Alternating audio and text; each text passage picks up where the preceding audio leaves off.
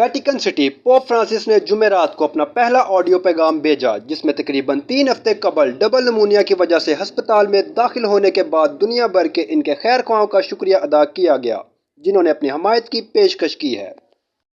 جمعرات کو روم کے جیملی ہسپتال سے پوپ فرانسس کے ذریعے ریکارڈ کیا گیا ایک مختصر 2 لائنی پیغام ویٹیکن کے سینٹ پیٹر اسکوائر میں پوپ فرانسس کے لیے رات کی دعائیہ خدمات کے دوران چلایا گیا۔ پوپ فرانسس نے اپنی آبائی اسپانوی زبان میں بات کرتے ہوئے کہا، میں اپنی صحت کی بحالی کے لیے آپ کی دعاؤں کے لیے دل کی گہرائیوں سے آپ کا شکریہ ادا کرتا ہوں۔ خدا آپ سب کو برکت دے۔ یہ آڈیو پیغام ویٹیکن کے اس کے فوراً بعد آیا جب پوپ فرانسس جمعرات کو مستحکم رہے۔ 88 سالہ پوپ فرانسس کا علاج جاری رکھنے کی پیش رفت کی علامت میں پوپ فرانسس کے ڈاکٹروں نے کہا کہ وہ طبی تصویر کے استحکام کو مد نظر رکھتے ہوئے ہفتہ تک دوسرا میڈیکل بلیٹن جاری نہیں کریں گے۔ پوپ فرانسس کو 14 فروری کو جیملی ہسپتال میں سانس کے شدید انفیکشن کے باعث داخل کرایا گیا تھا جس کے لیے مسلسل علاج کی ضرورت تھی۔